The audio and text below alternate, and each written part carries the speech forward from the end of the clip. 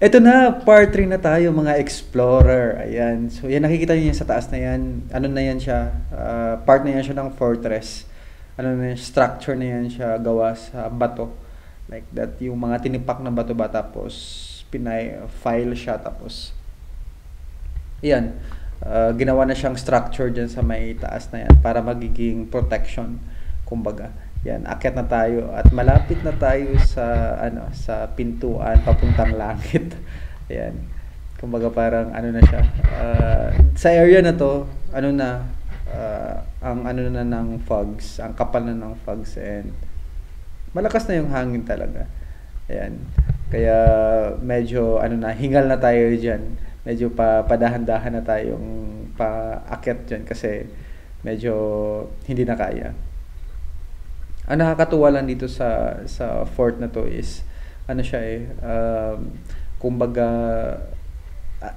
preserve talaga nila yung yung kumbaga parang natural state niya. Nilagyan man siya, inayos man yung mga daanan, mga ganito.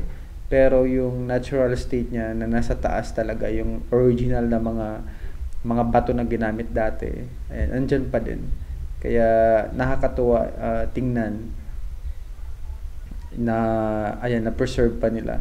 And yung iba, syempre napalitan na yan yung mga katulad makikita natin mamaya yung mga pintuan, syempre naman yan, gawa sa kahoy kaya or sadyang nilagyan lang talaga nila ngayon yun ng pinto kasi parang pinagbabawal yata nila na lalo na pag monsoon season, pinagbabawal nila na mayroong mag-overnight stay sa taas, kaya sinasarayan nila kasi delikado kapag monsoon season kasi masyadong malakas yung ulan, yung hangin madulas, baka may madisgrasya yan, kaya nilagyan nila ng pintuan yan kaya para isara yan. May mga nakikita kayo mga tao na mga isang grupo yan sila na nauna sa akin yan. Hindi pa sila pumasok, pa sila dyan sa may pintuan, nagpi-picture taking pa at nagvi-video pa. Ayan. So, ayun, makikita natin. Ito, pumasok ako para ma-videohan ko kasi maraming tao sa labas. Yan yung ginawa nilang pinto. Yan, para masara nila yan. Ito, ang ganda. Yan, ito yung part, yung nakita natin kanina sa baba. Part siya ng structure na, yan, para protection din na, para hindi guguho yung area. Yan. So makita natin yung mga kabuuan na sa taas kapag akyat tayo. Ito na to, sa taas na to. Nakapasok na tayo sa may loob ng fort. Yan. So makita natin pag akyat natin sa taas, parang talampas siya, parang ganun. Flat siya sa taas. Yan. And biglang siya, sobrang tarik niya, pero pagdating sa taas, may flat area siya. Talampas nga sa atin ang tawag dyan. Yan, nilagyan nila ng mga konting mga upuan, ayan, and then marker. Yan, hindi ko maintindihan yung nakasulat. Pero may English naman. Pero naman English translation. Yan, finocus ko yan dyan eh. Yan. Ano ba yan? Yan, state protected monument. Ayan. So this monument has been declared as state protected.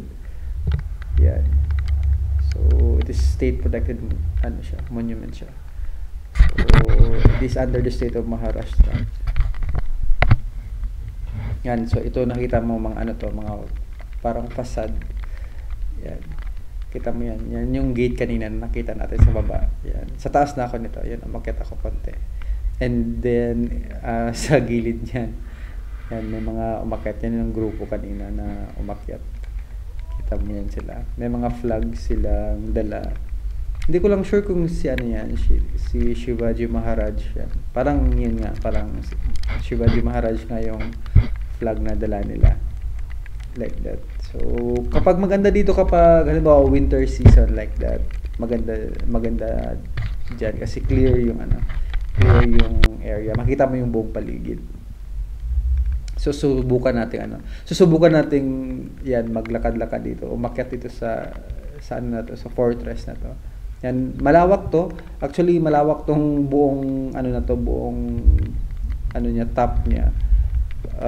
Napaligiran ng ganitong ano, fortress para mapigilan yung ano, yung kumbaga protection na din like that. At saka mapigilan na malaglag or something at saka gumuho.